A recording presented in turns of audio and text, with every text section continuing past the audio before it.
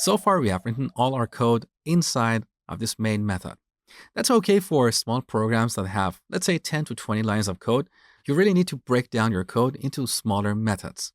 So for this demo, I'm going to show you how to create a new method called greet.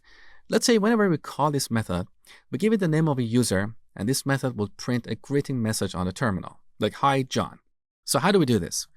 Well, here in our main class, after the main method, we start with an access modifier, which can be public or private. We'll talk about these access modifiers in the future, where we talk about classes and object-oriented programming.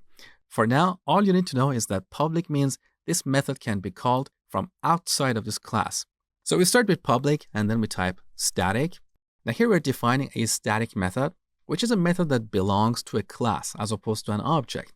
Again, this is an advanced topic. We'll talk about this in the future, where we talk about classes and object-oriented programming. For now, we're just going to focus on static methods.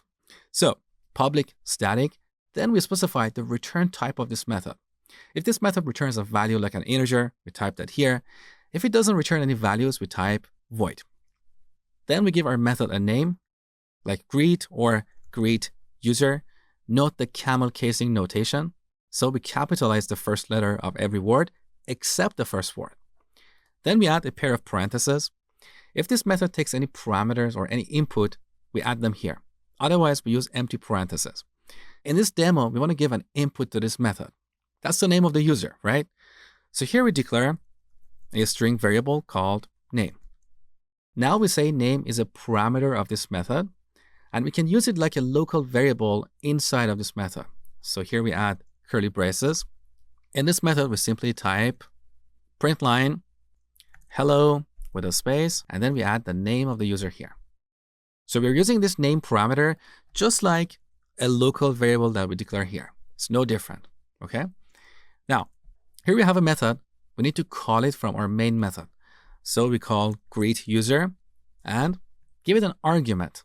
That is the value that we pass for the name parameter. Let's say Mosh. Let's run the program. So we get this greeting on the terminal. Now we can reuse this method and call it multiple times. And each time we can give it a new name, like Mosh, John, whatever. So this is the beauty of having new methods. In this example, our greet user method has only a single line of code. But what if we had 10 lines of code here? Instead of repeating those 10 lines over and over inside the main method, we define them here once, and then we reuse them with different arguments. That's very powerful. Now, this greet user method currently has only a single parameter. If you have multiple parameters, we need to separate them using a comma. So let's rename this parameter using Shift and F6 to first name. And then we add a comma followed by the second parameter.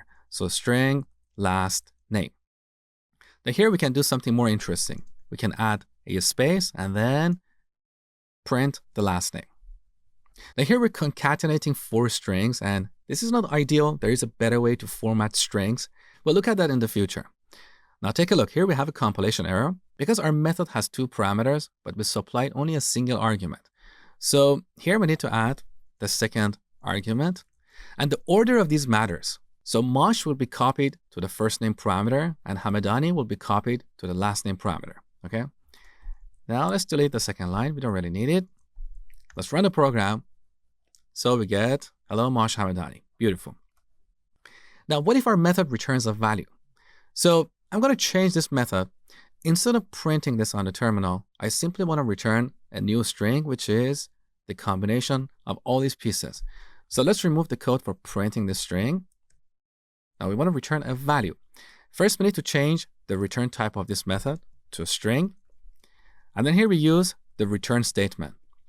Now, when we call this method, we get a new value. We can simply store it in a variable. So string message, we set it to the return value of this method.